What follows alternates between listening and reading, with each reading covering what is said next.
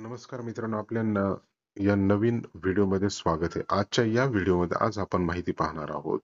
भारतीय लष्करात जेईई मेन्सवर आधारित जे प्रवेश आहे, म्हणजे त्या ठिकाणी एक प्रकारे नोकरीची जी संधी आहे, ती संधी भेटणार आहे पुरुषांसाठी. तर या ठिकाणी त्यासाठी जे काही क्वालिफिकेशन आहे ते 12वी उत्तीर्ण पाहिजेत. 12वी उत्तीर्ण अविवाहित पुरुषांना इंजिनियर होऊन इंडियन आर्मी मध्ये जानेवारी 26 पासून सुरू होणाऱ्या 10+2 म्हणजेच टेक्निकल एंट्री स्कीम TS54 या कोर्ससाठी जेईई मेन्स 25च्या स्कोरवर आधारित प्रवेश या ठिकाणी भेटणार आहे. आणि यासाठी क्षमता किती आहे, तर कोर्स जागा ज्या आहेत त्या 90 आहेत. त्यानंतर पात्रता या ठिकाणी 12वी उत्तीर्ण पाहिजे. त्यानंतर PCM मध्ये कमीत कमी 60% गुण आवश्यक आहे. त्यानंतर जेईई मेन्स 2025 ला तो उमेदवार बसलेला असायला हवा आहे. अर्जामध्ये उमेदवाराने 12वीला त्यांनी मिळवलेल्या PCM विषयातील गुणांची 2 डेसिमल पॉईंट पर्यंतची टक्केवारी दाखवणं या ठिकाणी आवश्यक आहे. या ठिकाणी क्षमता किती, जागा किती आहे ते पाहिलं, पात्रता पाहिली आपण. त्यात वयोमर्यादा 16 त्यानंतर उमेदवाराचा जन्म या ठिकाणी उमेदवाराचा जन्म 2 जुलै 2006 ते 1 जुलै 2009 दरम्यानचा असायला हवा. आणि 10वी प्रमाणपत्र नमूद केलेली जन्मतारीख या ठिकाणी ग्राह्य धरली जाईल. आता जन्मतारीख पाहिली आपण. त्यानंतर उंची त्याची 157 सेंटीमीटर पर्यंत असेल किमान पाहिजे, किंवा 2.5 सेंटीमीटर त्याला उंचीमध्ये सूट दिली जाईल. त्यासाठी मेडिकल बोर्डाचा दाखला सादर करा. त्यात उमेदवाराचं ट्रेनिंग पूर्ण होईपर्यंत उंचीवाढ असं सर्टिफाय केलेलं असणं आवश्यक आहे. म्हणजे जर त्यामध्ये 2.5 सेंटीमीटर आपल्याला जर सूट हवी असेल तर त्या ठिकाणी मेडिकल बोर्डाचा दाखला पाहिजे, आणि त्याच्यामध्ये असं नमूद करावं लागेल की उमेदवाराचे ट्रेनिंग हाईट वाढू शकते. वजन उंची यांच्या प्रमाणात वजन आणि वय म्हणजे BMI च्या प्रमाणात पाहिजे. छाती या ठिकाणी 81 ते 86 सेंटीमीटर पाहिजे. निवड पद्धती कशी असणार याची, तर निवड पद्धती या ठिकाणी जेईई मेन्स मधील गुणवत्तेनुसार शॉर्टलिस्ट जे असणार आपण त्यानुसार करायला भेटणार आहे आपल्याला. तसंच या ठिकाणी जे उमेदवारांना कट ऑफ मार्क्स अंदाजे जुलै 25च्या पहिल्या आठवड्यात या ठिकाणी प्रसिद्ध केले जातील.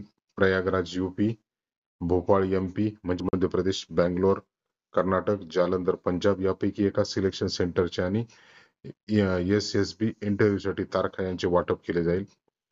त्यानंतर ऑगस्ट सप्टेंबर 25 मध्ये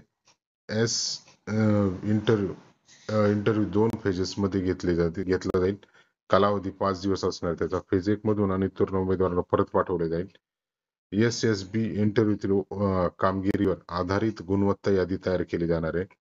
अंतिम निवड वैद्यकीय चाचणी नंतरच केली जाणार आहे. ज्या उमेदवारांना SSB साठी निवडले जाईल त्यांना संबंधित कॅडेट्स ट्रेनिंग विंगच्या नावाने 3 नावांना पसंती क्रम द्यावा लागेल. CTW CME पुणे, त्यानंतर CTW MCTE महू आणि CTW MCME सिकंदराबाद अशा प्रकारे त्यांचं असणार आहे. त्यानंतर वेतन कसं असणार यांना, तर 4 वर्षाच्या ट्रेनिंग कॅडेट्सना लेफ्टनंट पदावर परमनंट कमिशन दिलं जाईल.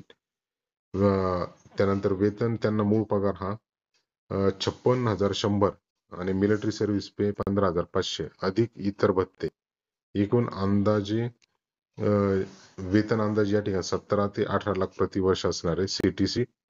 आता ट्रेनिंग यशस्वीरित्या पूर्ण झाल्यानंतर केल्यावर जेंटलमन कॅडेट्सना ट्रेनिंगच्या कालावधीसाठीचे 56,100 वरील इतर भत्त्याची थकबाकी दिली जाईल. म्हणजे त्यासाठी ट्रेनिंग 4 वर्ष पूर्ण करणं गरजेचं राहील. युनिफॉर्म अलाउन्स या ठिकाणी 25,000 प्रतिवर्ष असणार आहे. ट्रेनिंग दरम्यान पहिल्या 3 वर्षासाठी 15 लाखाचं विमा संरक्षण व त्यानंतर 1 कोटीचं विमा संरक्षण दिलं जाईल.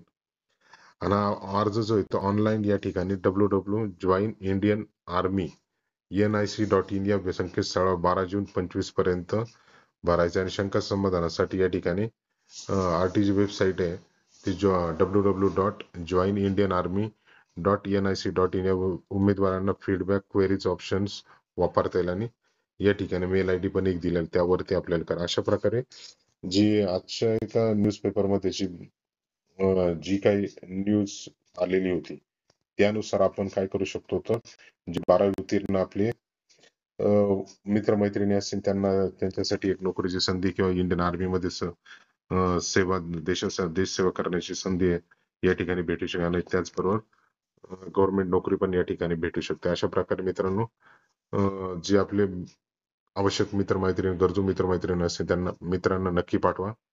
व्हिडिओ आवडले लाईक, शेअर आणि सबस्क्राईब करायला विसरू नका. धन्यवाद.